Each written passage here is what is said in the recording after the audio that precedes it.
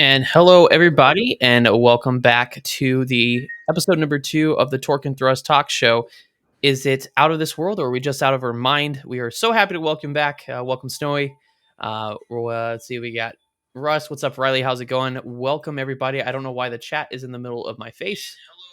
And of course, my phone is up, but it is a great morning. Episode 2 of Torque and Thrust Talk Show. Joined today by my co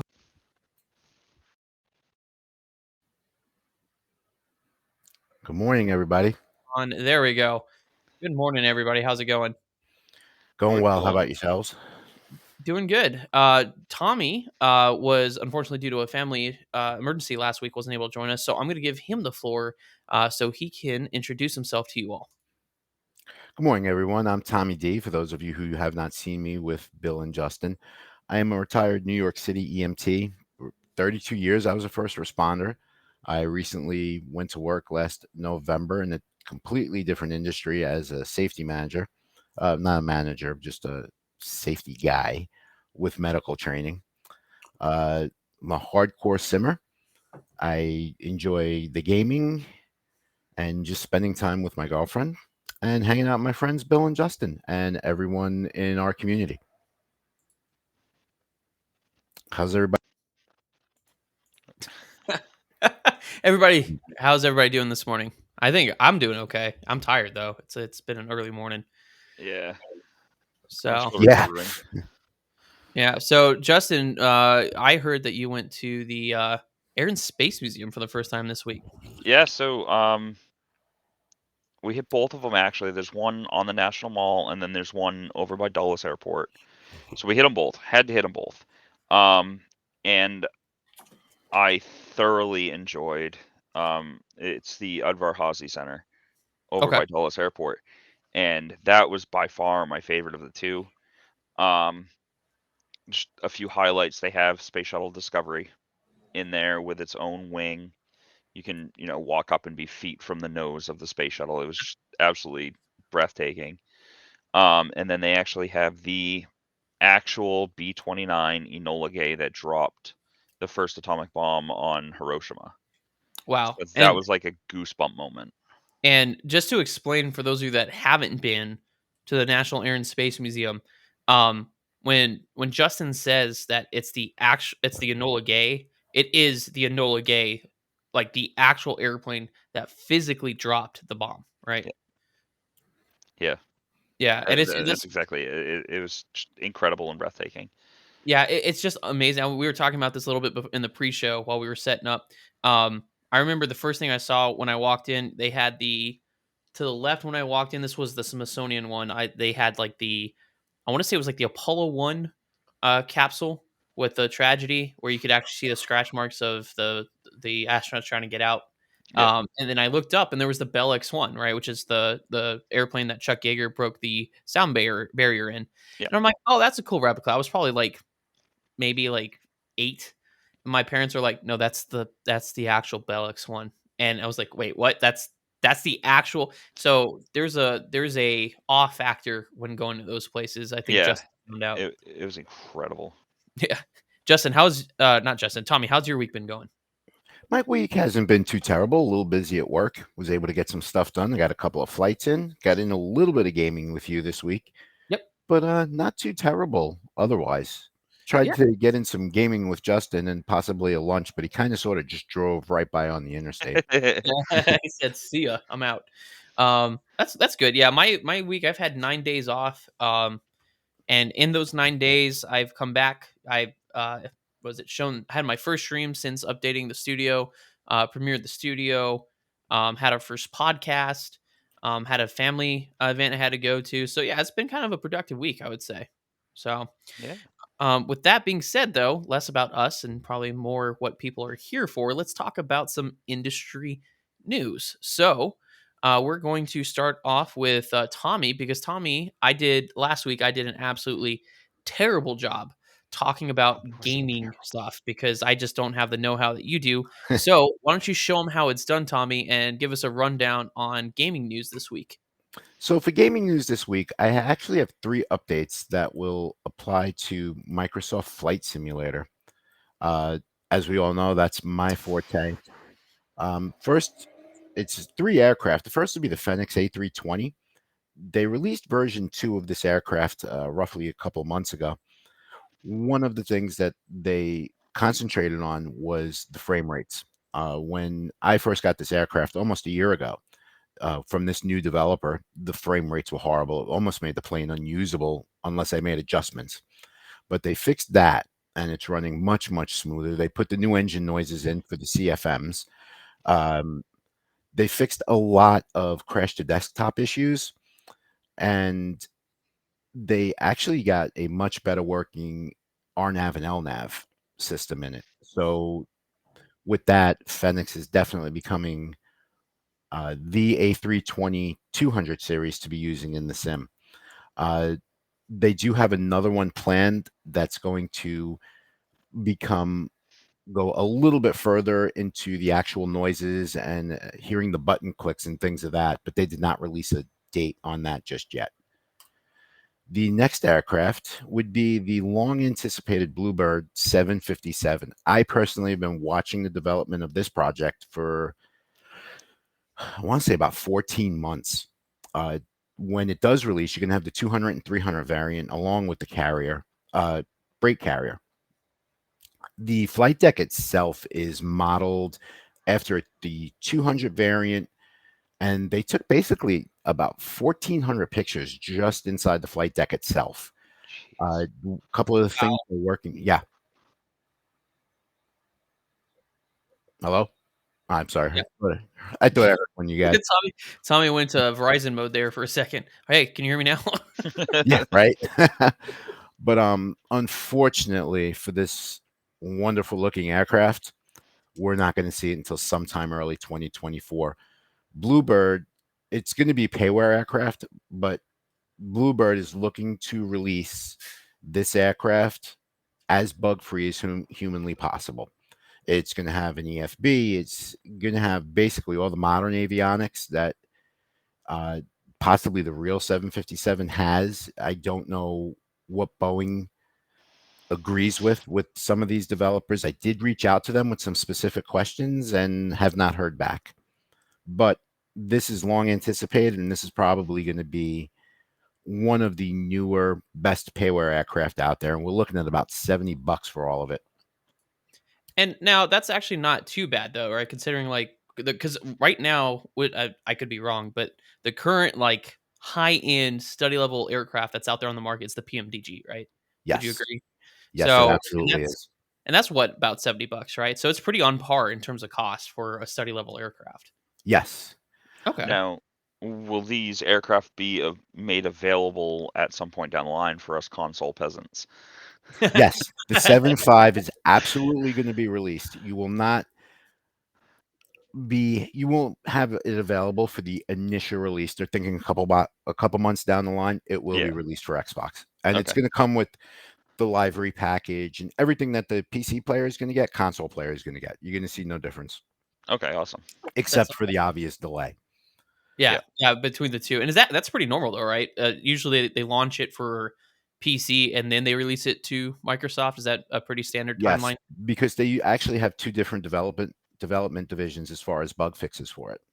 They just have a Oh, bunch of okay. developers that will be for the PC and now for the Xbox. Because one of the other things that I looked into, um, the Microsoft Flight Simulator for Xbox is actually taking off like you wouldn't believe. No It's pun it's intended. yeah, it's actually a lot more That's actually popular than it's what they thought. well, I mean, it makes sense, right? Because I would say like having a full PC setup, as Tommy and I know, you gotta drop a pretty coin to get a decent PC setup that can run. Because I used to run back in the day Flight Simulator X on my dad's old HP. Now, granted, Hewlett Packard should just stick to making printers, but their computer it wasn't built to be a gaming laptop, or I'm sorry, gaming desktop, and it struggled so hard with Flight Simulator X at the minimal graphics level and stuff. So it makes sense that I feel like it does that Xbox is becoming more popular because it's a cheaper one-stop solution versus having a PC because you got to buy the PC, you got to buy the monitor, all the peripherals, and all the cool setup that Tommy has over there. To get the experience versus I think Xbox sells the control yoke, don't they? They have their own control yoke and thrust quadrant. Actually, Turtle Beach. It's Turtle Turtle Beach Beach that does. Okay. jumped all over the Xbox market as far as that. And you could actually even get an add-on to it that the yoke itself is Hmm. replicated by Boeing. Really? Oh wow. Yes. So you can actually have a Boeing flight yoke for it. That's And pretty cool. yeah, like, and you can see on the top of the screen here, the tops of my throttles, because I keep them in the up position because of the cat when I'm Oh, not actually playing the sim. But this is all add-on stuff for me, and I thought it was just a it's show off. I no, thought that no. it was just Actually, this is he was just flexing like on rest us. my arm. Yeah, I mean, it becomes an armrest, purpose, right? but it'll all be available with Turtle Beach for the Xbox, to where you could actually almost mimic a PC gamer's setup. And It's just I think that slow. it's just slow in the development, and I think that's really important because I've always talked about this about accessibility in the aviation industry. Um, so making it more accessible, more budget friendly, I think is pretty cool. Yeah, Absolutely. budget friendly is much, much better. Much better, yeah. And Tommy, I just wrote down a note. So I was curious how important because you were talking about the update. I think it was on the first airplane you were talking about, the Phoenix A320 about the like the audio update. So you actually have the CFM sounds, and they took a ton of pictures for the 7.5, right, to do the interior. And in Yes. your opinion, because you have way more flight hours than I do in the sim, how important is that sort of stuff in the in-game experience? Is it something that's noticeable to, let's say, the average simmer? It will be. It will Someone be. who, yeah, like, in general aviation, when you do real flight training, the weekend warriors who only grab the Cessnas and the Pipers on the weekend, Yeah. for someone who sims maybe 1, 2 times a week, it will actually enhance that, depending on how much realism they want to follow, it Mhm, will enhance it a whole lot. So when you in the Phoenix, when you turn on your ground power, mhm, it you actually hear it. You'll hear the fans start running. You'll hear the computers beeping to start running through their self checks mhm, on your primary flight displays and all that. So it they when they brought it back to the drawing board and started all these new updates, including the new engine noises, they mhm, really stepped their game up big time. I am very impressed by the way Phoenix handled it. And mhm. plus the biggest thing, and it's not just it, we could be playing ATS, we could be playing Call of Duty, it doesn't matter. Frame rates to people gaming is everything. Yeah, it And really is. Yeah, Yeah, you 100%. know, the can't confirm. Phoenix out of the box for me was 14 frames per second. Ooh, The lag was so Wow. bad, I'd get on a yeah, taxiway, it'd lag, and I'd be like 500 feet down the taxiway. I'm like, oh, wow. So I'm in the grass and I totally missed the runway. Now, that's kind of a normal thing for me, but I didn't cause it myself, you know? No, not during taxi, just during landing. yeah, V1, Right. Let's be rotate. Oh, honest. we're off the runway. Yeah. Well, So impressive. yeah, and that is I mean, that's super exciting because, like, in real life, that click I do it on the 7.3 all the time when you throw the, GPU on, everything starts whirring up, everything starts spinning up. That's very satisfying, so it's good to see that they're gonna add that realism, and that's where because a lot of people are like, "Why am I paying 70 bucks for a study level aircraft?" That is why, because of the amount of detail that they put Yeah. into it, so Yeah, just like they say in real life, it's the little things that matter. And the little things like that, something as simple as hearing a switch click. Like, yes. and you just sit there and be like, yeah, all right, Here we now we're go. talking. Now we're talking. That sounded like it's supposed to. Yeah. Exactly. ASMR, click, click, click. Yeah. Yeah. All right. Well, thank you, Tommy. That's actually a solid update. See, 10 times better than what I did last week. I was talking about a gaming union last week and what do we Silent Hill Ascension. So 10 times better than than what I Well, did. thank you. I It appreciate it. wasn't 10 times better, but Oh, I would okay. Two. I would rate it 10 times better. 100% 10 times better. But and ironically, let's see how well Justin does with and we'll rate him at the end of it with his commercial transportation update or professional driver updates. all right. So, I'll preface this by saying, um, in the last few months, talking with my significant other, my wife, we have discussed the possibility of starting our own trucking company. and what that would look like and everything that goes into it. And I can go into more detail later, but this article kind of falls into that. So we all know that 2020 was a crazy year, and even more so for the freight industry and the trucking industry. So DAT Freight and Analytics stated that in June of 2020 they had about 241,000 for-hire trucks in their system.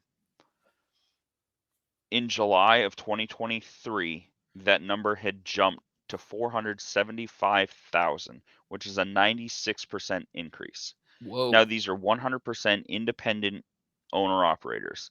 These aren't associated with any company. These companies are acquiring their own freight, they're negotiating their own rates, things of that nature.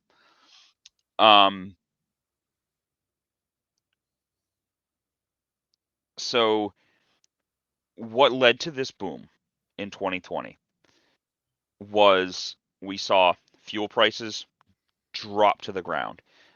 Diesel at that point, or just before 2020, sorry.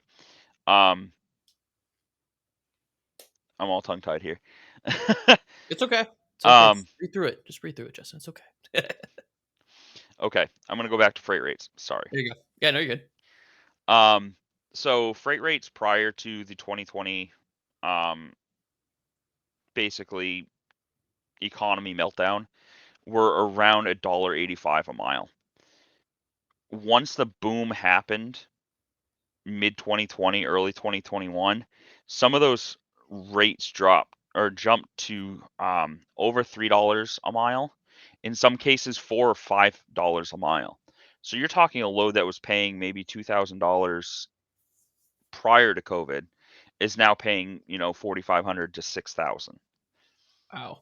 So everybody, all these owner operators that are coming into the industry are seeing this and they're going, we need to buy a truck now. There's a big boom happening. We need to jump on this. There's money to be had. And there was. Part of the reason for that is a lot of these companies were sending half full trailers. They were Mm, just trying to get product into market. They okay. didn't care how much product, it was just product. Now, fast forward to 2022, fuel rates start to climb. Okay. With that, freight rates are starting to drop again. Now the economy's a little bit more recovered. We're able to more sustain full truckloads. Mm-hmm. So now there's less work to go around. Okay. As of August 2023, DAT Freight and Analytics noted that there were 498,000 independent owner operators in their system. That's 500,000 trucks. Whoa. That is a lot. That is a ton. As of the 9th of October, the Yeah. national fuel average for diesel is $4.50 a gallon. Whoa. That's a lot. Wait, With so I'm with sorry. Go every boom comes a bust, and now we are in that bust hard. One company noticed how well they were doing in 2020, early 2021. They went out and bought a new truck to add to their fleet. They have since had to return the truck, and they are still in debt on that truck, $15,000 in just tolls. That's just toll roads. Whoa. Wow. Yeah. Wow. Okay. And DAT Freight and Analytics reports now that we are estimated about 3/4 through the freight bust. Okay. Okay. So I do have a question because Yeah. so you said with an increase in fuel costs, there was a decrease in the freight rate. Did I understand that right? Yeah. Yeah. Okay. So now, How does that work? I figured it would flip. no. So, um, with these independent owner operators, you can't charge. They make up about 15% of the entire trucking market. Hmm. Which I mean that's a sizable piece. Um, but with the freight that they're requiring, they can't tack on a fuel surcharge like Oh, okay. the larger carriers can. Okay. Me going with one truck to a company or a shipper or a broker saying, "Hey, I will take this load for you." Yeah. I'm bidding on that load. So if somebody comes in and underbids me, I'll lose it. Oh, so they can't. So So I can't, to stay competitive, you can't necessarily put on a fuel surcharge. Hey, you're gotcha. going to give me 40 cents a mile to do this run Mm-hmm. on top of what you're asking to ship it. Gotcha. So they're to stay competitive. They're not charging the fuel surcharge, so that's why it shows a drop in rates Right. for freight. Right. Wow. Okay. And the freight is dropping in pay anyway because there's Mhm. just it, it's strange because with trucking, like the more companies that are out there working, the cheaper stuff Mhm. gets. Interesting. That's actually not how I learned something new today because that's not how I Yeah. thought it. How I Yeah, thought it. so for trucking, it works the opposite way, um, because everyone will just constantly underbid each other until finally someone's like, I can't go any lower than that. That's going to have to be the Yeah, that's it. Like I yeah." can't. Okay. Now, when you are bidding, right? i- Is what would you say the bottom is for when you're bidding for the freight rate? Is it like just bare minimum operating costs with zero profit? Is that what you're I going mean, for? Or are you aiming for like 5% profit, or like how low would you go? Not like the limbo, how low would you go? But like for me, what's the basement? I mean, you have to cover costs, and unfortunately, there are a lot of costs associated with trucking. You're talking not just the truck and the fuel, but you're talking all your permits, your Mhm, registrations, your um, your permits, and then maintenance is a huge thing. mhm, So a set of just drive tires, so your back 8 tires, mhm. you're talking almost $4,000 for 8 Oh, tires. Whoa. And then wow. steer tires, depending what you get, steer tires can be, $700-800 a piece. Ooh, okay, and so steer tires, those are the front tires, Those are the front right on axle. the tractor? Front Yeah. axle. Yep. God, okay. I didn't Yeah. know they were that expensive. Yeah. Yikes. It's so um and then you have to figure if you break down on the side of the road, Mhm, um most tow companies, just for them to turn the key and come to you, mhm. it's going to be a $1,500 bill. Oh, Oof. god. Okay, and This that is a actually ooh. huge undertaking. Which, I mean, actually kinda you segued me into my next question, right? Because this is now as a owner-operator, you would be responsible for all that, Yes. right? You're responsible for maintaining within the DOT guidelines and regulations. You're responsible for bidding. So for those of people out there that are maybe thinking, "Hey, I wanna own my own truck, I wanna build my own schedule," what are the benefits or the pros versus the cons of being an owner-operator versus just operating for a truck company? So um, I would first say if you can, Mhm, find a company that will allow you to run under their registration and their permits. That eliminates that part of the equation. okay. Yes, you'll have to pay for them, but it's about $2,000 to get all your permits yourself. Oh my god. Oof. Oh my So, I mean, goodness. you're talking startup costs. Today, right now, I'm going to start my company. Okay, Mhm, well, you've got to form some sort of business identity. So whether that's a sole proprietorship or an LLC or just to get the business established. And then you got to go find a truck, which is, anywhere from $20,000 for something that's older that, mhm. might need a little tender loving care to over $150,000 for something that's brand new. Oh my god. Some of these trucks brand new are going over 200,000 now.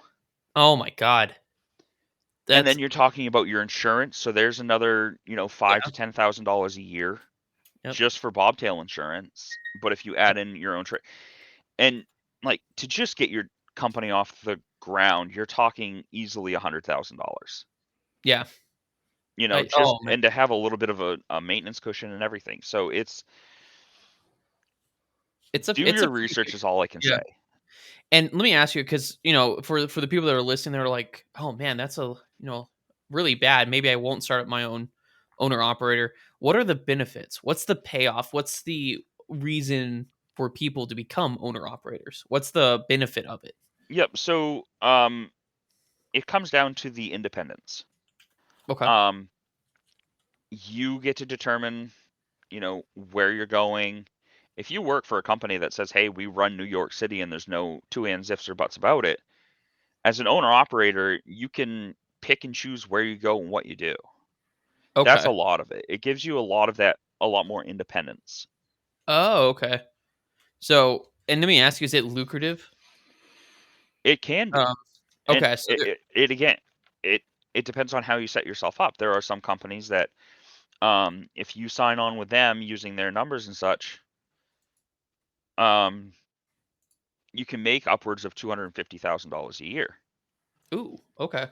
But again, you have to remember, how much is my fuel going to cost doing this? How much is, the maintenance going to cost me down the line? Right. You're Yeah. talking, I think it's at least a couple $100 just to go and get a truck oil change. Wow. Okay. You're So, talking, you're not even talking quarts of gallon or quarts of oil at that point. It's in like 15 gallons. oh geez.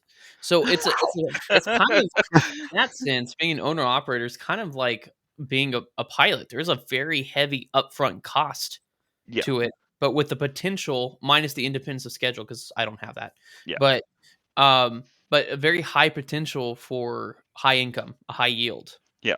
So I man, High risk, that's high tough. reward. High risk, high reward. So that, and I can officially say and honestly say I learned something new. I had no idea that's how the freight and rate worked. Because you said initially you said fuel increased, so the freight rates came down. I'm sitting there going, I I don't think that's how it works, but that's interesting because they have to Yep, underbid everybody. yep. Well, thank you, Justin. All right. Um, dang it, you guys started off strong again. I need to stop putting my last. And next episode, when I put myself as last on this segment, just remind me to go first because it's really, really hard to follow up that sort of stuff. But I will try my best because now we're not transition, but we're going to talk a little bit about aviation news. So the article I'm using from Simple Flying, because Simple Flying is a good source of information. And this is actually a big thing, especially because it affects the general public as well when they're traveling. Is the article title is 77% of the U.S. air traffic control is understaffed. What's the solution? You've probably saw it this summer. There's delays for air traffic control staffing, so on and so forth. Um, the big summary points are over three-quarters of the U.S. air traffic control towers are understaffed, posing a critical safety issue in aviation industry. Air traffic control center staff shortages, increased delays, cancellations, and even near-miss incidents.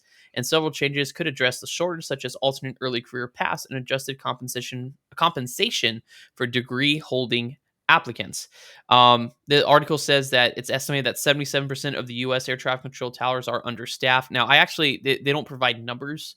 I don't know what that means. If it's like per arrival rate, they need this many controllers on duty um, versus runways, so on and so forth. So if you guys are watching this and are part of the air traffic control specialist, feel free to reach out and enlighten us on this. I'm not entirely sure um, what the reason or what the guideline is for. But according to the article, it says that 77% of most air traffic control towers are understaffed. According to USA Today, the National Air Traffic Controllers Association suggests that the odd uptick in near misses. It's a term that in this case broadly means nearly avoided collision. It's not nearly avoided collision. That's actually not 100% accurate. Near misses is it could be a resolution advisory, which I've had one where Southwest was screaming out of an airport at 2,000 feet a minute. And even though we were level and they were leveling off beneath us, we got an RA because they were climbing too quickly. That in the FA, I don't know if it's the FAIs, but in report wise, is considered near misses. So near miss is not as scary as it sounds. But they're saying that this uptick could be attributed to understaffed um, air traffic control towers and facilities. Air traffic controllers have a stressful enough job under normal conditions, but workers push to the brink and working extensive overtime to keep aircraft in the sky. So the FAA asked carriers to reduce flights into some of the busiest airspace in the country. That's actually a good point. That's kind of what I want to talk about too when we're talking about this. There's a lot of determining factors. It's not necessarily it's a shortage. There is. I think they are understaffed, but also we got to look at the airlines because post pandemic, the airlines came back with a vengeance, right? There was they called it traveling revenge or revenge travel. It's that whole time that we were in lockdown during the pandemic, people just want to get out and travel. So they're getting that all the travel they missed out in during the pandemic out now, and that's why we're seeing a ridiculous demand in air travel. So a perfect example and one of my least favorite airports to fly into is Newark International Airport, and that's because it is a relatively small airport compared to our other bases. Um, or like one time I put it's a 10-pound operation in a 5-pound sack. We overloaded the heck out of because it's a moneymaker. It really is. It's a moneymaker for the company that I work for, but they overloaded the operation. So is that really a shortage, or is it just that the air carriers put too many flights in per hour into that area or to that airport? Um, let's see. Let's see. Brian J. Alexander from who's a former aviation litigation attorney. I'm sorry, military pilot, now litigation attorney, explained that changes must be made to prevent an accident caused by overburdened controllers, dangerously continue to support record-breaking airline profits, travel demand. That is true. I mean, we did. It's the whole point of staffing is to ensure that safety is there. There's a safety net. We don't want people tired. We don't want people making mistakes because they're overworked. Right now, the two main pathways to working into the air traffic control tower involve a military career or a 4-year college degree. I'll go into that. This article was recent, but that's actually not correct. I'll go over the hiring requirements for air traffic control here in just a second. Um, let's see. And the military is going to be everyone's first choice. A standardized pay under $45,000. That is true. For several years during training may also keep hopefuls from moving to Oklahoma after graduating from the university with significant student loans. So, I'll go over that in a second. There is a lower pay, but you got to understand, at least back when I was a regional airline pilot, $45,000 to start off with would have been awesome. And also, one thing I do want to, because it does talk about the most understaffed TRACON in the country is New York, which is New York Oh, Approach, right? So Tommy knows about this. Um, it says it's 54% staffed, right? So it's 50% capacity of what it should be. I don't know the reason behind it. I don't know if it's even a public record why it's at that staffing level. But I also heard, and this was from another pilot that knew a controller there. It's kind of like what's it called? Like a fraternity to get into. Like they try you out, and if they don't like you, they kick you out. It doesn't have anything to do with necessarily their ability to control effectively. It almost sounds like that Traycon is kind of like a um, boys club. yeah, like a boys club, or kind of like they have a elite mentality where, well, now you're not going to make it here, which is understandable. That is one of the most busiest airspaces in the United States. But I feel like they're also doing it to themselves. If they're being that particular because they don't like how you sip your coffee in the morning, then that could also cause the shortage if they're not allowing staffing. So, not entirely sure if there's like not enough people coming through, if there's a high washout issue coming from that, or what the actual issue is. Um, but there is a shortage right now. 77% is what it's saying. So that's something that's kind of a big deal. I've seen things all over social media where the air traffic control, the association, I don't know if it's a union. I don't know if they can unionize because it's government, but they've been going and talking about how they need more staffing, right? This is what they need. So let's talk about that for a second. Um, how to become an air traffic controller, because once again, as career wise, you guys should know exactly what it takes to become an air traffic controller. This is off of the FAA.gov website. It's www.faa.gov/b-atc. As of right now, the 2023 application has closed, so you'll have to wait for the next cycle. But in order to apply, you have to meet the basic qualifications. Um, which is you got to be a U.S. citizen, be registered for selective service if applicable. Basically, that's if you go to college or do anything after you're 18, you have to be. For males born after 1959, be younger than 31 years old before the closing date of the application period. Have either 3 years of general work experience or 4 years of education leading to a bachelor's degree or a combination of both. So you don't have to have your college degree to be an air traffic controller. According to the website, you have to either have 3 years of general work experience, which you could be working at Chipotle for 3 years, I guess, or 4 years of education leading to a bachelor's degree. It doesn't necessarily have to have it, but I guess at least 4 years of education moving towards that, or a combination of both. Speak English clearly enough to be understood over communications equipment. Be willing to relocate to an FA facility based on agency staffing needs. So that's where being an air traffic controller varies between being an airline pilot. Airline pilot, you can live anywhere you want as long as you have a way to get to your crew domicile to be able to start and end a trip. This one, with the since it's a government job and it's based off agency staffing needs, they're going to tell you where to go and you have to move there. So that's kind of a downside of that. Um, so for the application, you have to meet those basic requirements. You have to pass the Air Traffic Skills Assessment, or ATSA, and achieve a score within a certain percentile, which is a 3.5 hour exam to complete the test at a specific facility. Then you have to pass medical and security clearance, including drug testing, the Minnesota multi-phasic personality inventory, class 2 medical and physical, fingerprinting, and federal background check. Then if you get past that, then you go to training, which is in Oklahoma City. I don't know how, it's several weeks. Um, in Oklahoma City, and then after the academy, individuals are placed in locations across the country, and they must gain 1 to 3 years on the job experience before becoming a certified professional controller, and that's where the pay limitation comes in. So controllers work full time, and some work additional hours. Many of our facilities operate continuously, like the big major airports, where employees work days, evening, night shifts, along with weekends and holidays. Just like being a pilot, that's in the job description. You're expected to be able to work weekends and holidays. That's just part of the job. For the pay, so while attending the academy, trainees receive anywhere from $34,000 to $35,000 pay for the year, in Oklahoma City per diem living for living expenses. So 34, 35, that's on par with public service. That's what social workers make where I live, what law enforcement officers make.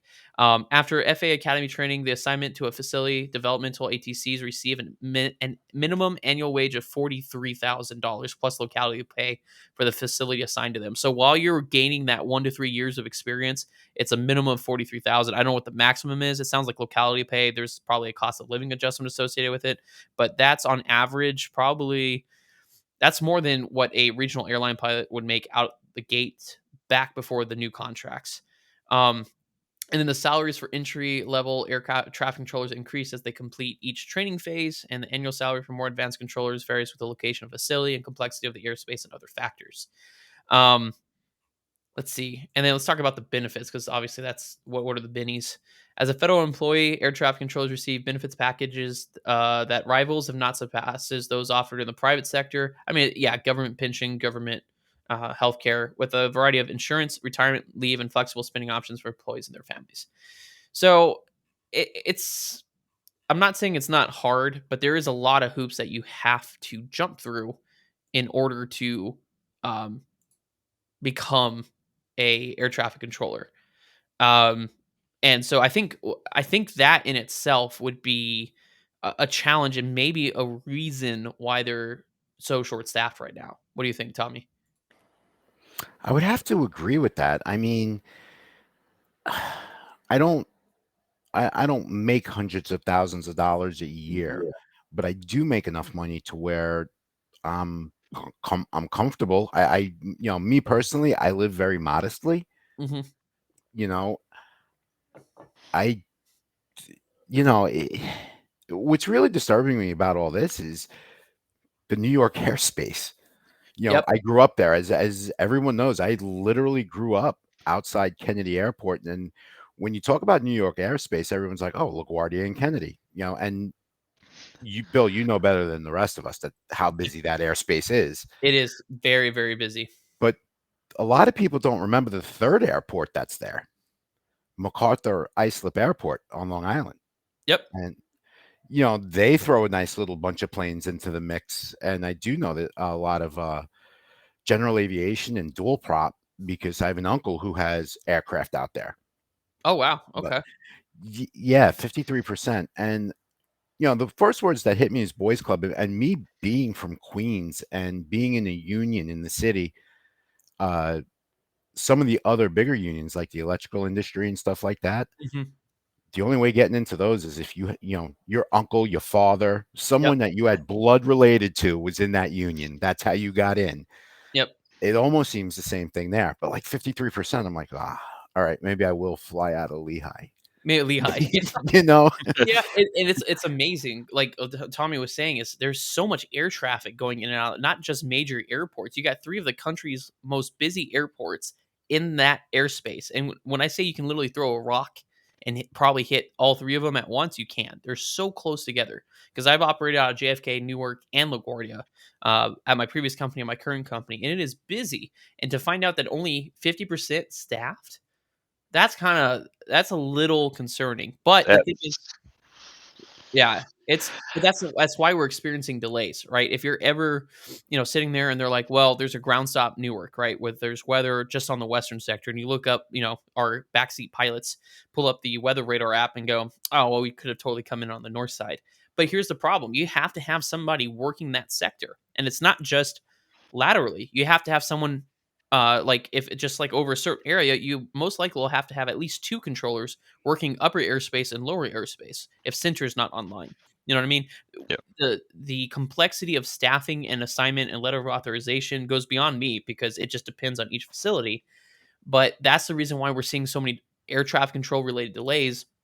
Even though it's beautiful days and we're getting ground delays going into Newark, into New York, it could be because of that 54% staffing. And like I said, I don't know if it's a pay thing, because I mean 45,000 out the door for training with the potential of making a lot more than that because controllers make some good money. I, I mean, I don't know if that's it. Like, because the article was mentioning too about raising pay, paying for student loans. If I remember correctly, I'm pretty sure the academy is free. Like, you get paid while you're in it.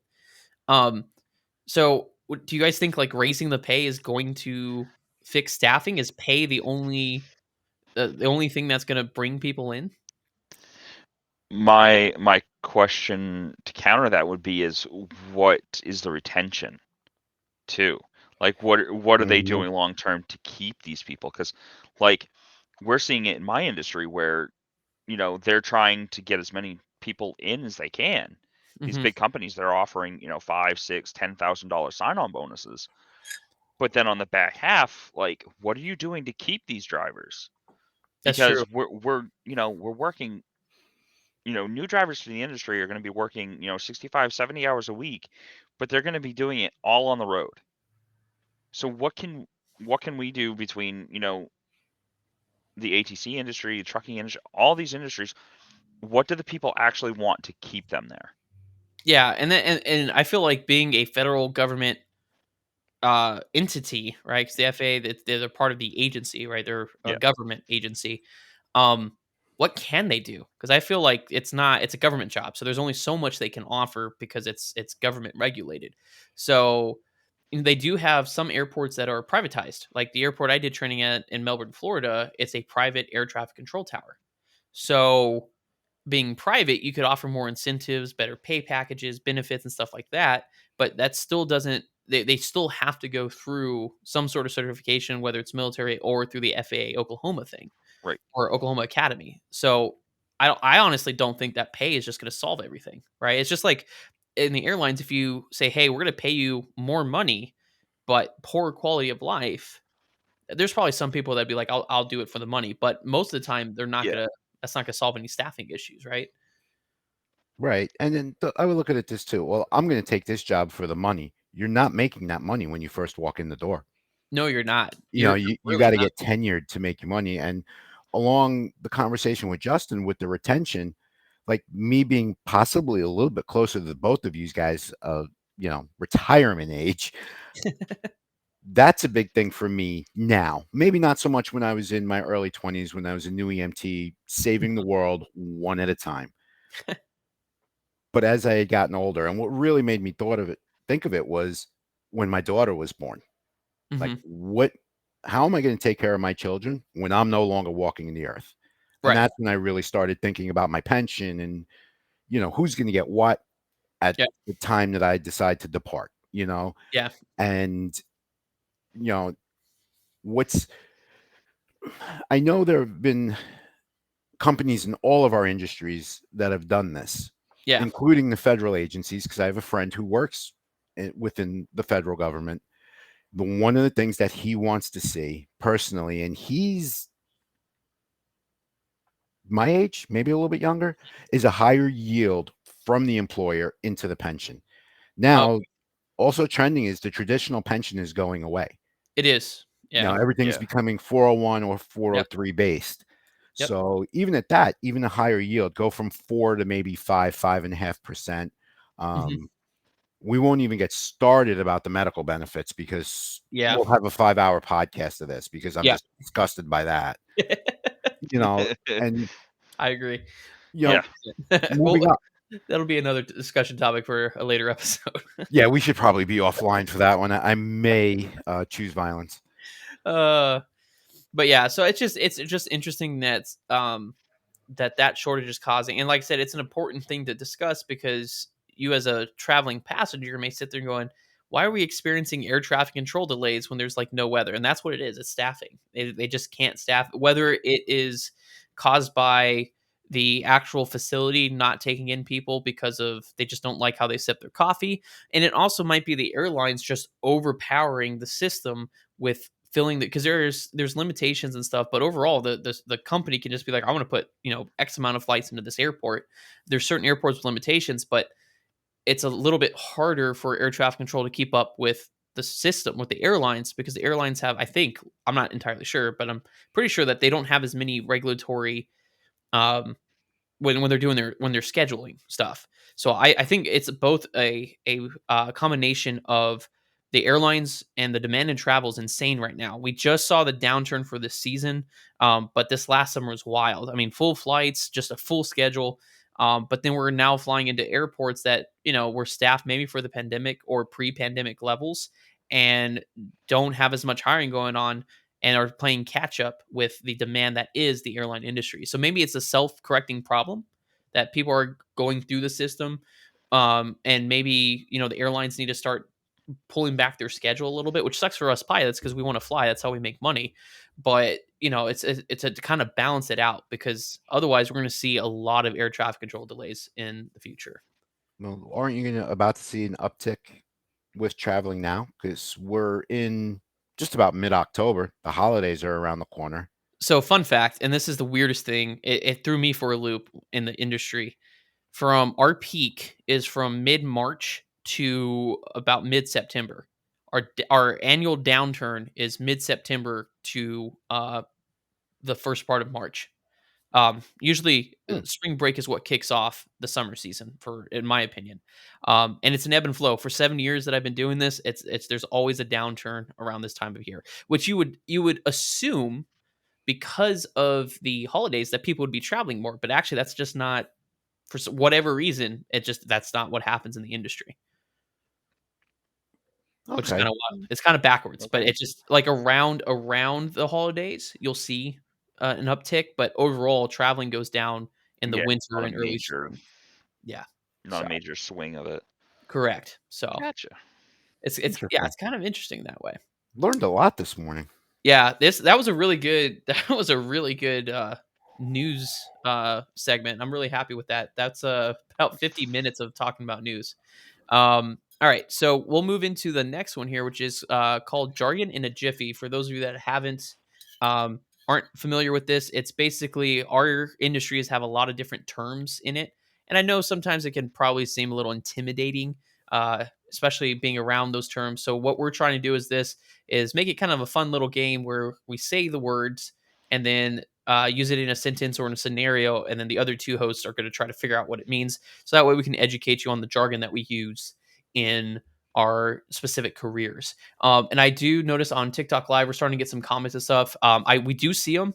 We do have a segment towards the end of the show where we're going to talk and answer those questions specifically. So if we're not answering your questions right away, we're not ignoring you. I see your questions. We will answer them here in a little bit. So, with that being said, I will start off the jargon in a jiffy. So, I'm going to try to stump you guys, but seeing as Tommy is a sim expert, I don't know if I'm going to be able to do this. Um, so, my term that we're going to be talking about today is called the boards. Okay, it's boards. Um, we'll see, Justin. We'll see. Um, so the sentence, or I'm trying to formulate a sentence or scenario that that doesn't give it away. Um, so when we exited the runway, The captain exclaimed, "Oh no, the boards didn't stow."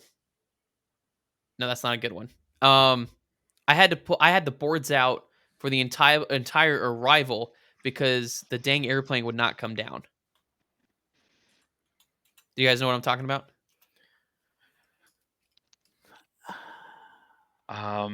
Guesses? Okay, so off the top of my head, Mhm. I bet Tommy's gonna get. Hold on, let Justin go first okay. because I feel like you have enough experience to know exactly. You've flown with me enough in flight sim to know what I'm talking about. So let's see if Justin can get it. The only so when you first said it, I was wrong. My first Oh, guess with okay, just a word. Um, is it your flaps? close. Tommy, what did you think it was? Speed brakes. Yep, that's 100% what it is. Ah, So we call it the boards because spoilers or speed brakes literally spoil lift. They don't do anything with performance of the aircraft except degrade it. And we always say put the boards up because when you put them up, they rattle you around, especially like in the 737. If you or the Max, if you're not careful and you just kind of rip them open, there's like this bounce. They come out. But on the NG, as soon as you go to the full flight detent, the airplane starts rattling around. And so that's when when we're saying, oh, we're putting the boards out. That's what we're talking about. Is because they look like if you were to put cardboard boxes on the wing and just fold them up. So that's what the boards are. gotcha. So I knew Tommy was going to get it. I said it, and I was like, "Oh crap, I forgot Tommy."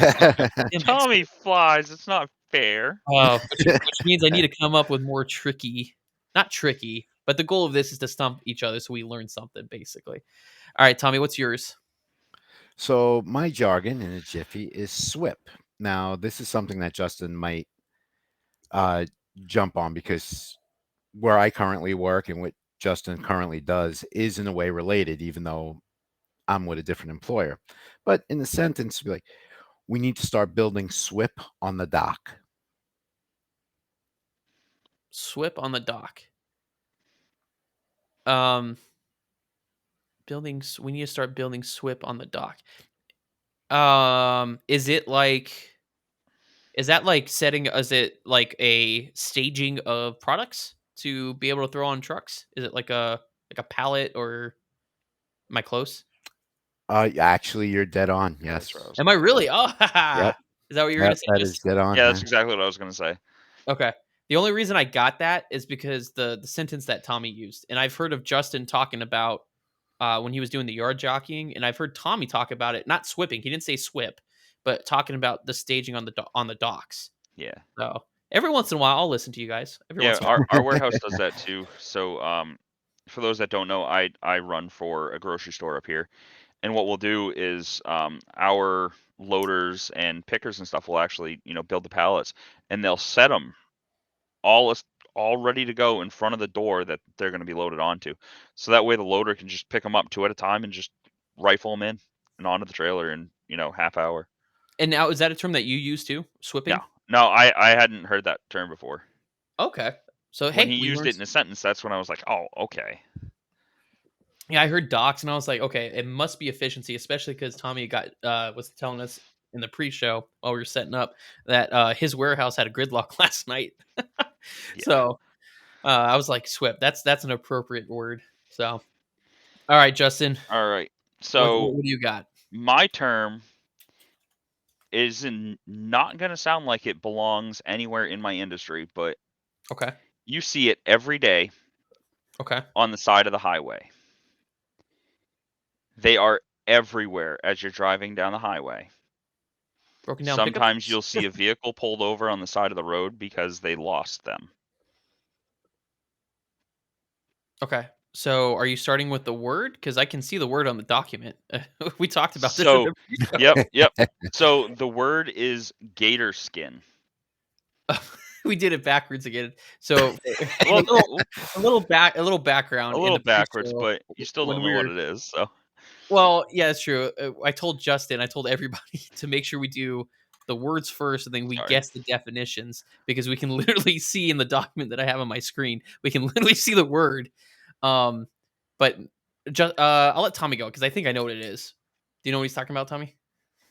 I have an idea. but Gatorson, and I've seen an increase, especially driving back and forth to Georgia last week. So, Oh yeah, I bet. roughly 1,700 miles. Is it the tires and the rubber that Yeah. comes from Yep. tires? Yep, that's exactly it. That's Okay. exactly it. And it specifically it comes from what we call recaps or retreads. Okay. So commercial truck tires, we don't just throw the entire thing away. They're actually able to take the main body, the casing. Hmm. They can strip the tread off of it, apply an adhesive, and then retread it, Oh. and it Okay. extends the life. The problem is as heat gets into those tires and you get heat cycles, the glue kind of loosens up, and the tread will just spout off. And usually it takes a bunch of other crap with it, light boxes and airlines and but we call those gator skins because it looks like the back of an alligator sitting there Alligator. on the side of the road. Okay. But so if they're, because I see a lot of them, Yep. even just driving 15 minutes to my local airport to go to work, I see a lot of them on the highway.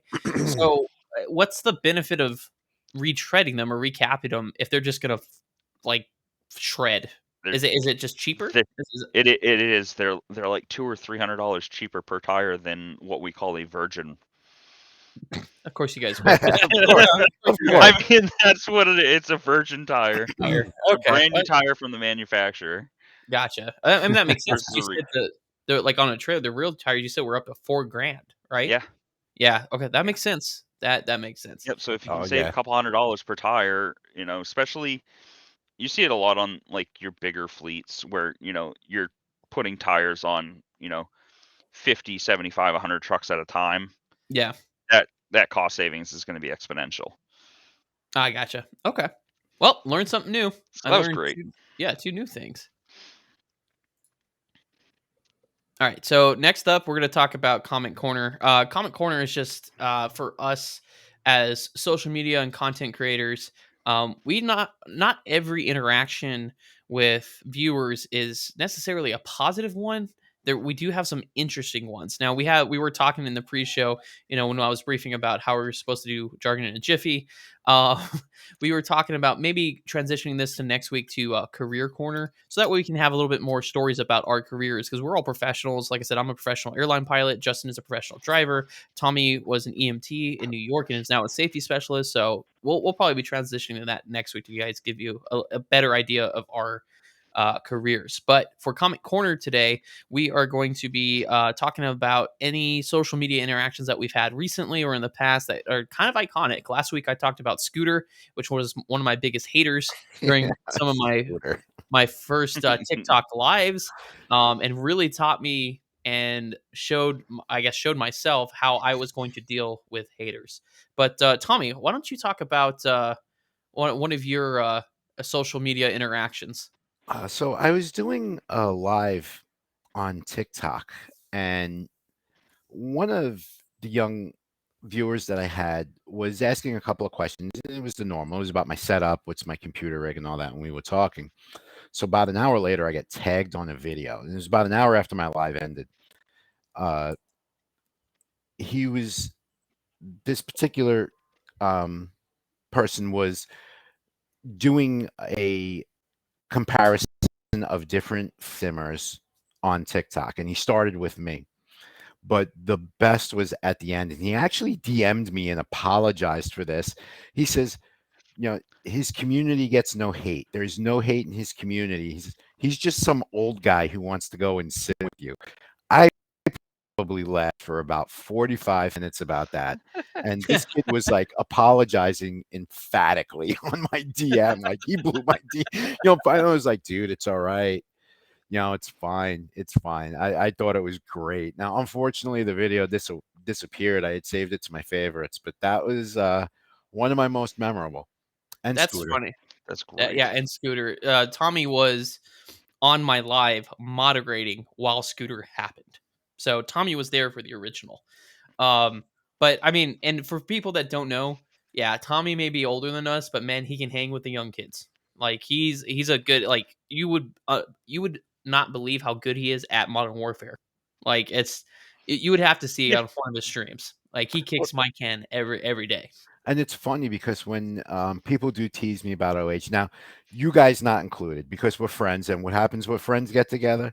We all banter. Like it just happens, right? But What? when I'm playing with other people or I'm live and they're like, hey, this, that, and the other thing, be like, guys, listen, yeah, I'm 52. I was playing video games in 1977 when Atari first came out. So Well, you're and welcome. we would like Tom and I were talking, they have an Atari bar where he lives. So if I go anywhere near, if I which not if when I visit Tommy, that's one of the Yeah, places where we go is that Atari bar because I think that would be pretty cool. Oh yeah, yeah, we had a absolutely. blast there. All right, now Justin. Justin hasn't had his.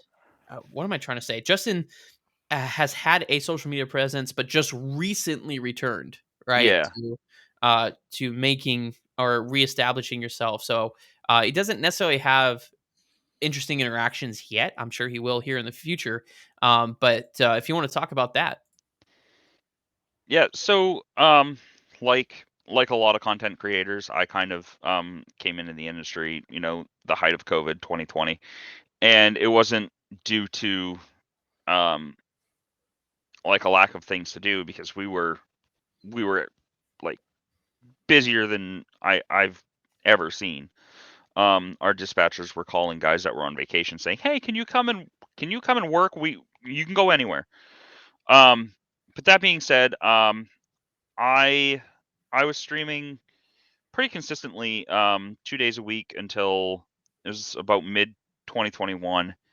Um, had some family stuff come up, and I set OBS Studio into the trash can, and I just kind of let it sit. Um, Fully intended that to be my full-on retirement. And then I meet these guys, and Bill's like, "Hey, you're a real trucker. You should play ATS with us." I'm like, "I do that every damn day. I'm not." And lo and behold, a couple weeks later, I'm downloading it, and I and remember. you know, a week later, I'm begging my wife, "Oh, please, please, please, can I get all the DLC?" Yeah, I remember that. It took a I little bit of convincing because when Justin was like, "I'm I a." was resistant to it. Yeah, he was, and I was just like, "But you're what I am missing." Like, because I have no idea. Tommy and I have no idea what we're doing on ATS. And then I remember the first stream that we had with you. It wasn't a stream. It was you, me, Habone, and Tommy in California because Justin only had California at the time for the Yeah. DLCs. And we were sitting there on the side of the road and listening to a dissertation on weigh scales and weigh law and how you can move axles and cargo in order to make sure each axle weighs underneath 83,000 pounds. And that in that moment, I'm like, I need you to get the rest of this because you're going to need to be a content creator because you know a lot about this. Yeah, and I do. When I do stream, I think my problem with my streaming before was it felt too much like a job, and I felt like every time I play this game I have to be streaming, and I wasn't taking any time for myself. So that's why now my streaming is far more sparse, but I'm enjoying it a lot more. And when I do stream American Truck Sim, it's as true to life as I can get without, pulling the phone out and throwing it on the dash and taking you guys with me for a day. Yeah. Right. Yeah. And So, that's, yeah, and that makes sense because we've always talked about this, Tommy, Justin, and I. Is the behind the scenes of streaming is a little bit different than I thought it was going to be. Because like for Oof. example, yesterday Tommy and I got on and played Call of Duty, and there was that moment of, well, am I going to stream it? And the pool of thought is, well, might as well if I'm going to be gaming, right? Put the content out there, but then also now I'm having to worry about that creation, the content. Am I trying to yeah, make content when I'm just trying to relax? And I also told Tommy yesterday that I'm not good at Call of Duty. So that's a part of being a successful Call of Duty streamer is you have to be somewhat decent. So the Call of Duty is just for the boys, and Brooke, yeah, Yeah. um, for when we play because I'm not good at it. And I just also, and I was telling Justin about this, is it sucks having to feel like you're obligated to stream everything that you do. yeah, So that's what I'm trying to do too a little bit better is plan out and schedule certain streams. Like I did the Firewatch gameplay that's now both parts on my YouTube. It's a single player horror mystery game, more of a mystery than a horror, I would say. Um, a horror type game. And then I just started Revenge of the Shadow Ninja yesterday on Twitch. I haven't gotten all the way through it yet, but it's a series that I'm going to be doing and be posting to YouTube as well. So those I'm starting to kind of hone in on what content I want to create versus going, man, I just got to stream everything I'm doing, you know? So Yeah, and I feel the same way too, because there's some days where it's like, you know what, let's just game. yeah, this just Yeah, game. I don't Don't let like Yeah. the if I cameras want to on. get up and go get a cup of coffee, I won't get up and go get a cup of coffee or a bottle of water. You know, Yeah, and it's a lot easier to turn around and say, Bill, Justin, I'll be right back. yeah, You know, and let the and like if we're in Call of Duty, just let it go through, you know, until inevitably I walk away for a hot minute and it puts us on the couple of the maps that we want nothing to do with. yeah, exactly. You Exactly. know, as it the fun is there. I enjoy streaming for streaming's sake. I'm enjoying it. You know, I made friends through it. Mhm. You know, but to do it every day and to be It a professional, no, it I takes a lot. It yeah, really does. Yeah. All right, you with know, that and we all have significant others that won't let that happen. that's true. Yeah, I always gotta talk to the Valid. boss. I always gotta talk Yep. to the boss about what I'm doing, so Yep, yep. all right, and so I'm going to switch this around. Normally, we'll do the weekly discussion topic first, and then Q&A. But we do have quite a bit of questions that I want to get to Oh, perfect. in the TikTok live chat real quick, so that we can answer before we get into it, so that way they don't leave. Um, let's see. Franco mentioned that his dump truck, I think, in reference to owner operator, said that it cost 255,000 with 20,000 yearly in insurance. Yep. That's insane. That is Yep. absolutely insane. Wow. Um, this guy named Raccoon, interesting name on TikTok, said, "Has the FAA started hiring again yet? I'm looking to get in and just waiting on the government." They ended their 2023 cycle, so go to the FAA.gov/B-ATC, and that way you'll get more information on when the cycle opens. Um, and then Matt is asking, "Good morning. Not sure if this has been asked, but do cargo flights have priority over passenger flights?" I don't think so. It depends on the airport. So, like for example, in Memphis, I'm pretty sure during the sort that FedEx has priority on the slots if they're doing a slot system versus like let's say in Newark or Denver, since United is prominent, they may have more priority or buy out the slots a little bit more to have more priority and more slots. So it's not necessarily that they have more priority; it's just the slots that are available. Because in Memphis, I've been caught there during the sort and during their massive departures of all their airplanes. And I can tell you, we definitely waited off to the side as they launched all their FedEx airplanes. So I think it just depends on the airport. All right, I think that's all I got on here. Let me check the chat in here. Mason's one of our Discord members from the very beginning. And he just commented, "What a such an early life." And I commented, "It's a talk show. Adults wake up this early." Well, some of us do. Some of us do, and that's the whole point. That's why this is an early talk show, is to kind of catch that going to work crowd. That's at least what I'm figuring. Plus, it works for everybody's schedule that way. So, Yeah. with that, we will transition into this week's discussion topic. Dun dun dun. It is we're talking about UAPs, or unidentified anomalous phenomenon, also previously known as unidentified flying objects, or UFOs. Okay, so the discussion topic is: do you believe in UAPs? First of all, are they extraterrestrials or outer Earth beings? And have we ever seen anything that would be considered a UAP, UFO, or something unexplainable? So, who wants to start this one off? Go ahead, Justin. Oh wow, pass the So, puck. wow. Dang. So, first off, like, I happen to live in an area. I'm about, I would say, an hour and a half, 2 hours from the setting of the Barney and Betty Hill event. And their claim was that they saw a UFO or a UAP as they were traversing through the mountains of New Hampshire, and they lost a stretch of time in their adventure from northern New Hampshire back down to the seacoast of New Hampshire. and they lost a clump of time, and their claim was that they were abducted. Now, I didn't want to go into the abduction. However, I do feel like they did see something happen. Okay. And I've always believed, and with as vast as our universe is, that there has to be another Life form or yeah, intelligent another life. another intelligent life form out there.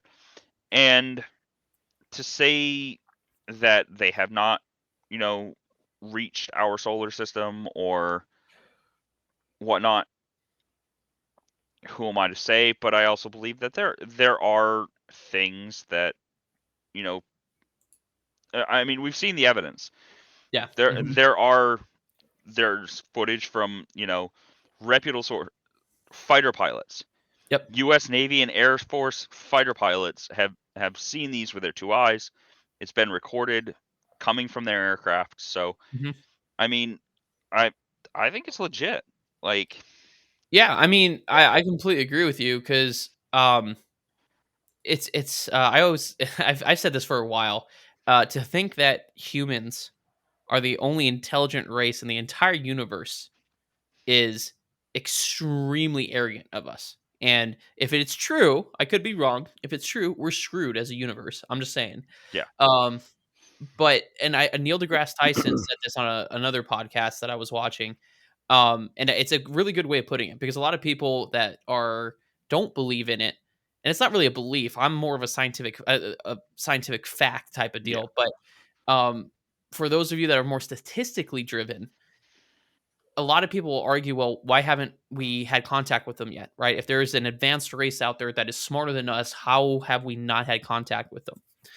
Well, Neil deGrasse Tyson goes on and says, well, if you think about how vast the universe is, right? Because we don't know that we've never seen the end, we never hit the end. As far as we know, it's infinite, right? yeah, We don't know where it ends. The likelihood, if there's one other intelligent race out there, the statistical probability of us um, interacting or coming across one another is so minute that we may never run into one another, whether it's like satellites sending signals, light signals, like physical interaction.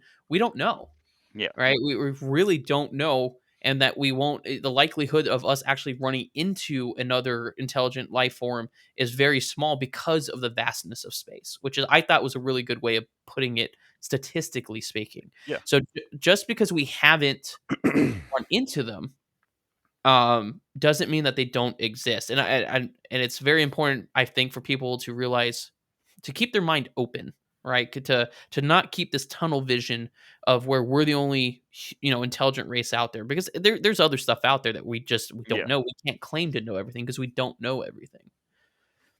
Tommy, now it's your turn to weigh in here, buddy.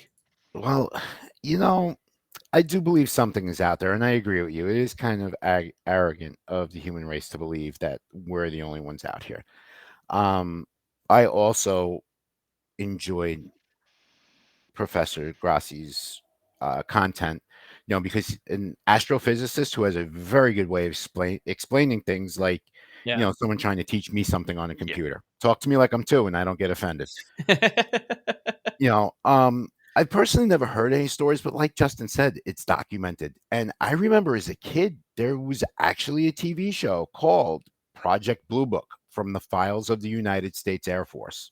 Oh, nice.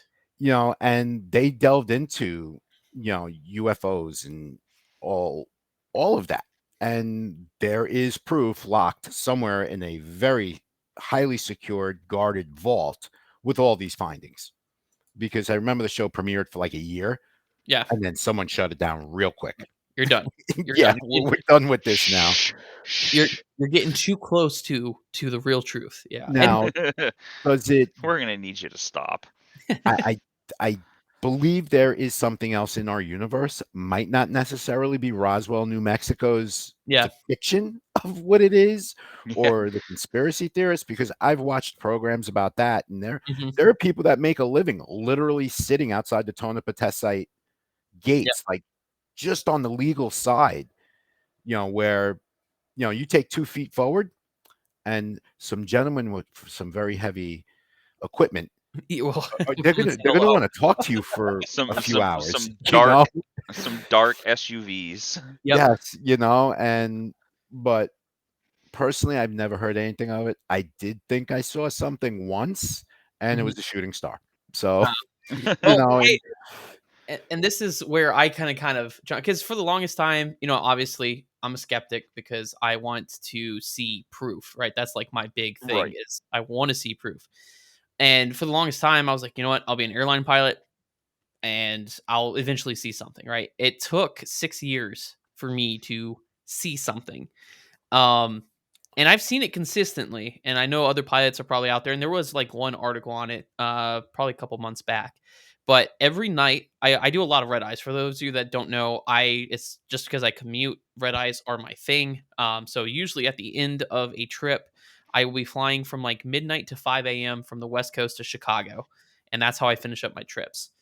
I want to say it was probably about 9 months ago on my red eyes from the West Coast at around probably about 3 or 4 a.m. Central Time over northeast of Aberdeen, North Dakota. And I can tell you this is how many times I've seen it because I've been keeping like kind of an idea of when it happens, how long it happens, but it's very consistent.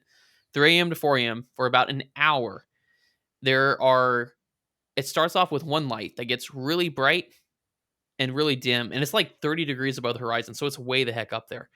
And I've seen Starlink, I've seen satellites, I've seen shooting stars, I've seen those anomalies. But it'll get brighter and then dimmer, and then there's two other that'll start.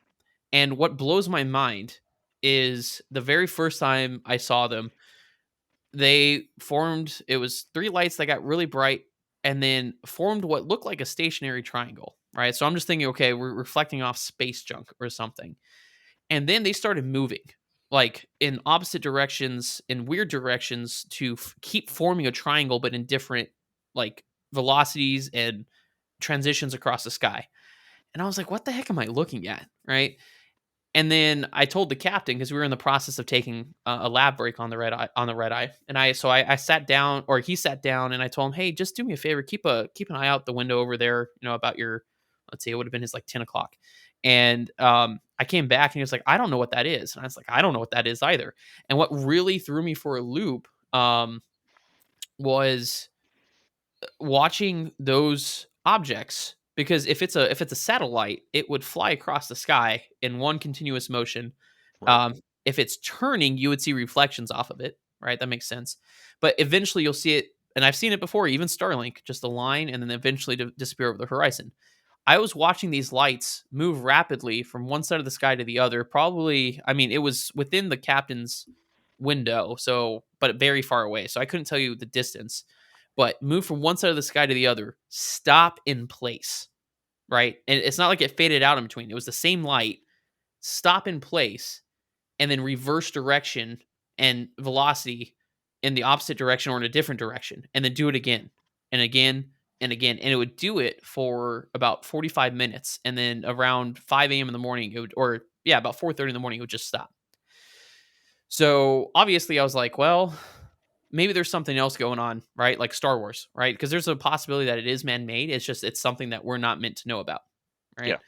Yeah. Um, but then the problem, not the problem, but the interesting thing is then I've seen them every single red eye for 9 months straight, starting at 3 to 4 a.m. In the same part of the sky. I know exactly where to look. 3 a.m. to 4 a.m. In the morning for about 45 minutes, and then they stop. It's the exact same place in the sky. It's usually three. I've seen more recently. I've seen four lights instead of three. Um, we've asked air traffic control to verify if there's anything on radar out that direction or anything that they know of, and obviously they don't know. And I'm definitely not the only one. You on guard and on fingers, which is the air to air frequency. You can hear pilots talking about it. So it's not just us that are seeing it, but there's no explanation for them. Is it ET? I don't know. I really don't. I'm not chalking it up to an extraterrestrial encounter, but it's definitely a UAP because we don't know what it is. We're not aware of Yeah. them. Um, so, and I pulled up a report because we obviously there was a lot of hype around the congressional whatchamacallit, the congressional committees, which I'm starting to figure out that those congressional committees are funnier than Saturday Night Live sometimes. Um, I'm not gonna go into Yeah, that. Obviously, that's my little. but yeah, But I'm not gonna really go into it because I don't want people going, "How dare you?" Um, but the point is that that got more hype because they were claiming that there was this guy that claimed that there was definitely extraterrestrials hidden at Area 51. Blah. It was a bunch of like fairy tale stuff. But then the big role, the people that I would believe, NASA comes in right and says, "Okay, we're going to." Back in June of 2022 says we're going to open our own investigation into sort of this stuff. And then in September of 2023, they actually came out with their UAP report. And guess what? They have no findings about extraterrestrial encounters. They are aware that UAPs exist, that unidentified, and they're no longer aerial phenomenon. It's anomalous phenomenon is a thing, but they're going to be studying it in a sense from a very scientific, objective point of view. Is it atmospheric disturbances? Is there something happening in the atmosphere that we're not aware of? Is it a object in space burning up? Is it a unknown space object entering orbit? Or because we have those all the time, like shooting stars. Those are parts of meteorites that are just are entering our atmosphere and burning up. yeah, So is there something that we're not aware? Because there for the longest time, I can't remember which asteroid it was. There was something coming towards us that they were just like, "Oh god, we didn't know it was coming for the past 50 years, but there it is." You know what I mean? So, is it something like that? Like we're just not aware. But basically NASA has come out and said it's not, ET flying around. We can't find any evidence supporting that. Although we do recognize that like those videos you're talking about with the fighter jets and stuff like that, that those are unidentified anomalous phenomenons that we need to investigate more. So yeah, it's just putting on the public table that the government is recognizing that there are things that we can explain and that NASA, a scientific group, is going to start investigating and putting resources towards that basically. yeah. So so I think that's good, right? Because obviously it's not an ET thing. I remember reading something online that people were like, "Oh, they're coming in 2027, so they're letting us know now, so we don't freak out in 2027." It's like I remember 2012. That's when I graduated high school. Everybody was freaking out about 2012. So it's good to see that And my a my argument with 2012 is maybe the Mayans their hands just got tired and they're like, all right, there's no way anyone lasts this long, so we can stop there. or it was a circle, wasn't it? So eventually they would have run out of room. They're like, "Oh Yeah, man, it was supposed to be yeah. 2030 or 2033, but I ran out of room, so we're gonna See, call I, it I always 2020." I always thought it was like pi the number. They got out so many places and they're like, nobody's gonna go beyond this. We're just gonna stop. We're gonna Yeah. like if we live beyond that, we'll let them figure it out. Yeah. Right. Like that's gonna be Right. the This is going Either to that or become a they whole thought it lot would of be a not our hilarious problem. joke. Let's just show the world ending here. Yeah, exactly. And then we're not gonna be the ones panicking. We're gonna be dead by then. So yeah, let the whole free Yeah. world panic by that time. Oh my god. But yeah, so I think and I think that's an important thing to kind of talk about is on an educated basis or on a scientific level that there are UAPs, there are things out there that we don't know, and it's okay that we don't know. We don't have to Google everything nowadays, you know what I mean, and try to be an expert on it. Unless it's me trying to do jargon and jiffy so I can fool Tommy, because that I just realized how difficult that's actually going to be. Yeah. I mean, as well as you guys did with mine, I think I'm gonna have to step mine up a little bit. Well, Yeah, I'm going if to have you to step stop up a giving us little the bit. definition first, it may be a little more difficult. Maybe. Okay. I'll try that first. Oh man, but great show, guys. Do you guys have anything to add before we close up for the UAPs? Actually, to digress real quickly, Franco was in my TikTok when we were discussing gator skin. Uh huh. Also, he came up with road snake. Yep. Ooh, that's another one. I like that one. I like both of So them. Gator thank skin. you for that, Franco. Thank you. Yeah, learning, and that's the whole point of this podcast. It's not only supposed to be entertaining, like the UAP versus UFO. It's supposed to be informative. So Yeah. I learned stuff today. So I think that's a good way to close it out. Is we learned a lot. We learned new definitions. I learned a lot about the commercial trucking industry. I had no idea. I learned about freight rates, about owner operators, Hmm. and all the cool updates that are coming out with the Phoenix A320 and the Bluebird 75, which I'm actually going to kind of keep an eye on that too. Yeah. I Because mean, yeah. that's gonna be an interesting because I had the Captain was it the Captain 75 at one point or the Captain Sim. Captain Sim, and it was okay. It wasn't as good as the PMDG, but I'm excited to see something similar come out, especially for everybody, on Xbox and on PC. That So, was the best part of that whole thing, to find out that I just got attacked here. But, oh, wait, what happened? Who? Got apparently run by Bastet, Klein. wanted to let me know that she was sitting right beside my chair, and she just Oh, did she jumped swipe up you? and yeah, she swiped both of her front paws on my leg. Oh God, But, ow. I'm more excited to see it come out for everyone on Xbox because I have very strong opinions about the flight sim and Mhm. people who are on console, and why don't they have as much as the PC can. Yeah, I That agree. I think that accessibility is kind of important. Definitely Yeah. important for everybody to have access to it. I'm tired of, and they've done really good because like Microsoft now has like Xbox PC Pass and stuff like that. So a lot of things are cross platform. But I remember back in the day, it was like, oh, you have a PC or you have an Xbox? I'm sorry, we can't play with you. We have a PC. Like Yeah, Yeah. that's now the the first thing. cross-platform has really taken off again with the pun, but it, it's I mean it's great to see, and each one of us kind of likes to rag on the other. When I was playing Modern Warfare on the Xbox, it was always, how are those looking through walls and those frame rates doing? And they're like, I Yeah, don't know, how's your 60 frames going? Well, yeah, it's fine. At least I haven't crashed. yeah, exactly. All right. Well, we want to thank you guys again for joining us. We had I want to say we had 15 viewers at one point. So once again, thank you guys all for joining us today. Let's see, we got Sunny, Matt. Thank you for joining. Heidi just joined. Welcome and thank you guys for watching. Welcome in. Next week on October 19th at 8 a.m., 9 a.m. So that's next Thursday will be our next episode called Danger, Bill, Justin, and Tommy, Danger, where we're going to talk about the future of automation in our different career fields. So, with that, on behalf of the Torque and Thrust Talk Show, I'm Justin. I'm Tommy. oh, that was very robot-y, and I'm Bill. And you guys have a great rest of the day, and we will see you next episode.